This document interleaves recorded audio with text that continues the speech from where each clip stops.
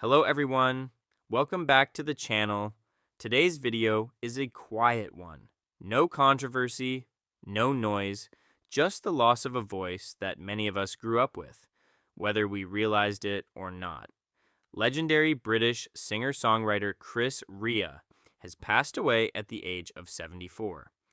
And if you've ever driven home on a cold December evening, windows fogged, radio on low, you already know his voice.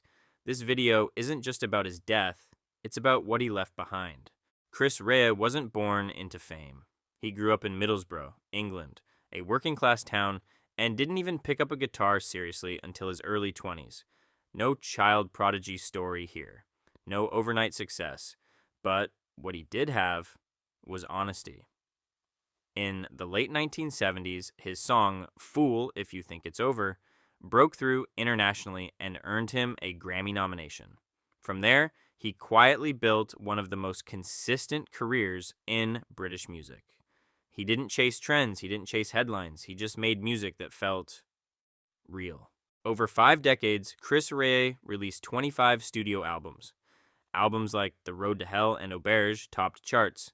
But more importantly, they aged well. His music lived in the space between rock and blues. Songs about roads, mistakes, love, regret, and time. And here's my honest opinion. Chris Rea was never the loudest voice in the room, but he was often the most sincere. That's why people stayed with him year after year. Let's talk about the song everyone knows. Driving Home for Christmas wasn't even meant to be a hit. It was written after Chris Rea got stuck in traffic on Christmas Eve, trying to get home. No big production, no big plan, just a feeling. And somehow that feeling became a tradition. Every December, the song comes back. On radios, in ads, on playlists. It doesn't shout, it doesn't rush, it waits with you. That's rare. What many people forget is how much Chris Rea went through. In the 1990s, he was diagnosed with pancreatic cancer. Major surgery, long recovery. Later, he suffered a stroke that affected his ability to perform. And yet, he didn't disappear. He adapted. He slowed down.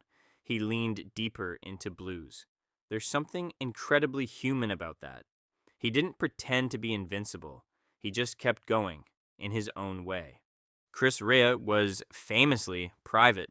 He didn't live for celebrity culture. He loved cars, motorsports, painting, simple things. He is survived by his wife, Joan, and their 2 daughters. And from everything we know, he was deeply devoted to them. In an industry obsessed with image, Chris Rea chose substance. That's not flashy, but it's powerful. Chris Rea didn't just make songs, he made moments. His music doesn't demand your attention, it earns it. Years from now, people may not remember chart positions, but they'll remember how his songs made them feel. That's real legacy. Chris Rea is gone, but his voice isn't. It'll still play on cold evenings, on long drives, on the way home, and maybe that's the best way to be remembered. Rest in peace, Chris Rea, and thank you for the music that always found its way home.